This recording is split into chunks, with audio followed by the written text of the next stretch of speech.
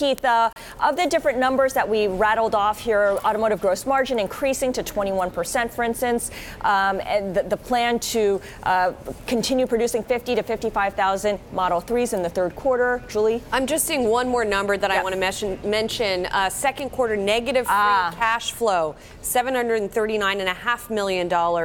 I guess the estimate was for $900.5 million. So maybe the negative free cash flow smaller than estimated. Keith, is that how it strikes you? These numbers overall looking a little bit better?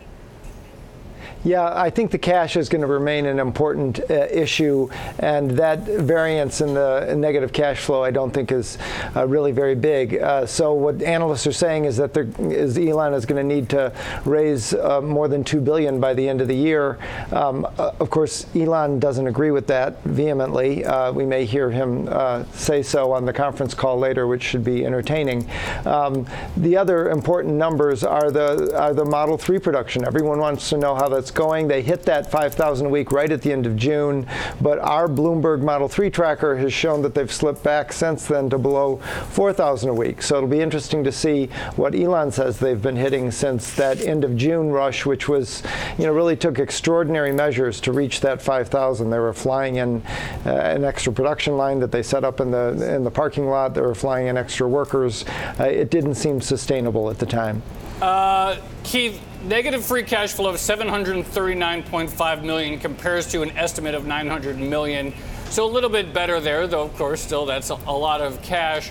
Where do people assess right now the whole question of the potential need to raise more money? And does the fact that their cash flow is coming in, the negative cash flow coming in on the light side, give credence to the idea that perhaps they won't need another raise sometime this year? I don't see that as incredibly light, 750 versus 900. That's $150 million, which in the auto industry is chump change. Sure. Analysts, as I said, believe that they're going to need $2 billion this year. There's one analyst who says they'll need 10 by 2020. So I think there's a lot of expectation that they're going to need more cash. Elon doesn't think so, but numbers and hitting targets have been challenging at times for Tesla, to say the least. All right, let's bring in Max Chafkin, who also covers and looks at Tesla. And Tesla shares, as you can see, kind of bouncing around in after-hours trading. One thing we can say is that the stock has been down this year, currently off about 3.5%. It's also lost about 6% over the past 12 months. So expectations have really shifted for this company. How has the sentiment on Tesla and Elon Musk in particular really changed over the last couple of months as they strove to get to that 5,000 vehicles per week?